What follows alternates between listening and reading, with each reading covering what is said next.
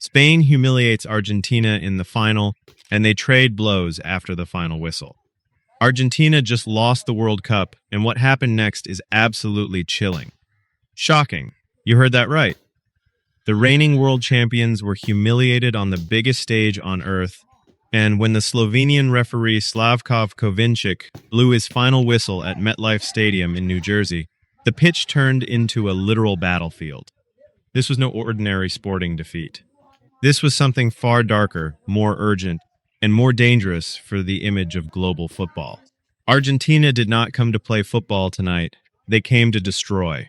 14 fouls committed, constant protests, and a red card after 2 yellows left the Albiceleste with 10 men in extra time, with just a single shot on target in 120 minutes.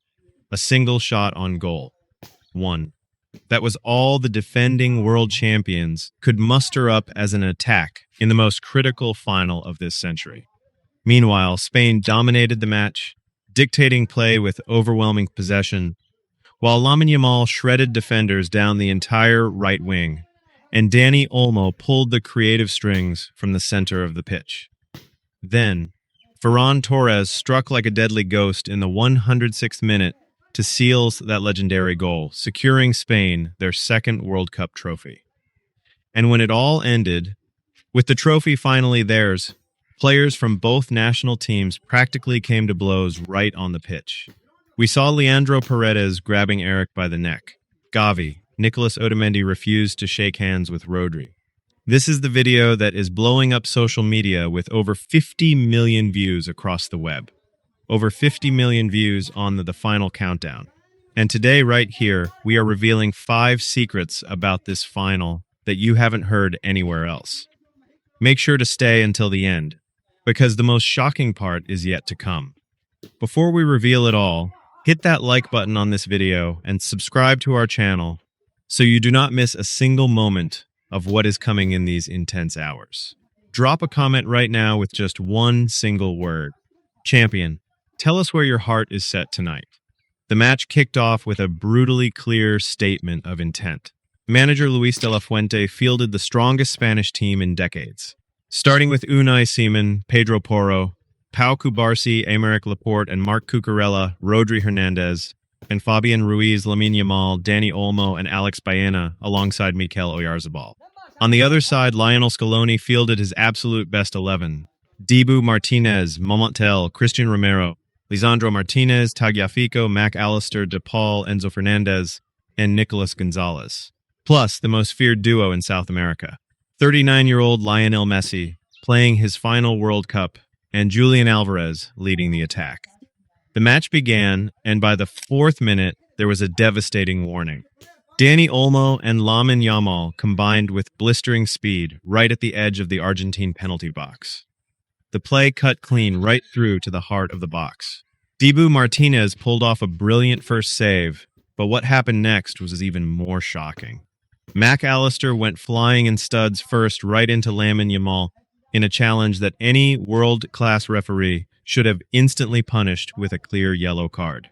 But referee Vinčić saw it and let play continue.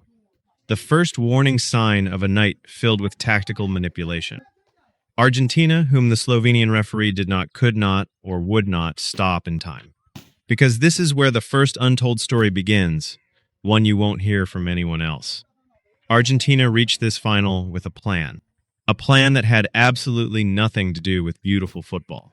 This plan was brutal, intimidating, and built on a tactical conspiracy designed solely to disrupt, obstruct, and freeze the play every time Spain built up speed.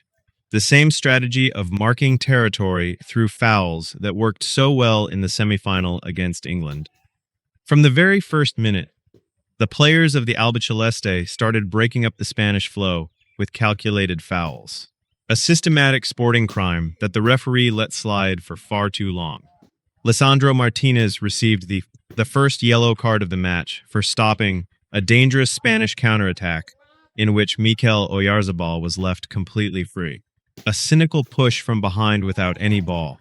A necessary foul to stop the danger, but its deliberate nature should have carried much more weight in the official's final decision. Immediately after, Mac Allister protested furiously to referee Vinčić, demanding a supposed prior foul, wildly gesturing, confronting the referee with an attitude that easily could have earned him a booking.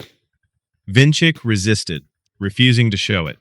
That precise moment was when Argentina knew they could push the boundaries right to the edge without any real consequences. Rodrigo de Paul spent the entire first half executing a brutal, systematic campaign to wear down the Spanish midfield. A hard off-the-ball foul on Fabian Ruiz. An elbow to Dani Olmo's face during an aerial duel that the referee completely ignored. Then a cynical trip on Alex Baena in the sideline. Kovacs did not signal. 3 plays in the first half that should have resulted in at least 2 yellow cards for the midfielder from Atletico de Madrid. 3 incidents that went completely unpunished, and the data screams louder than any opinion. Argentina created in 120 minutes, just 1 shot on target, a single one, from Leandro Paredes after grabbing a rebound and passing to Julian Alvarez, who passed to Giuliano Simeone, who sent a low cross that Unai Simon intercepted without much trouble. That was the only real chance for Argentina in the entire World Cup final. Scaloni's team, which in the group stage had easily thrashed Cape Verde and Egypt, and then knocked out Switzerland and later England in dramatic fashion, arrived at the global final with the game plan of a team that wanted to survive for penalties, not to win the match. Know what is the most shocking part of all this? That their strategy almost worked. Because Spain dominated, Spain controlled, Spain had the ball, but Argentina, with their wall of defense and tactical fouls, held on for 90 minutes. And that is where the second dramatic twist you need to hear. In the 88th minute, with the score tied at 0, Spain thought they had broken the deadlock. Nico Williams made a lightning-fast run down the left wing. He cut into the penalty box and fired. The ball hit the net, the stadium erupted, but the referee Vincic headed to VR because there was prior contact, the stomp by Mikel Merino on Nicolas Otamendi, a foul so minor that in a final of the world it could go either way. The goal was disallowed. Correct decision technically, say the experts. But in the highly tense context of a match where Argentina committed foul after foul without a card for 88 minutes, this decision sparked fury impossible to keep quiet on the Spanish bench. Then came the defining flashpoint that changed everything forever. The 90th minute, the agony of regulation time. Enzo Fernandez, already playing on a yellow card for dissent, lunged in on Pau Cubarsí with a reckless challenge, going in late with studs showing right in midfield. The referee, Slavincic, did not hesitate. Second yellow card, direct red, and immediate expulsion. Argentina had to survive the 30 extra time minutes with 10 men.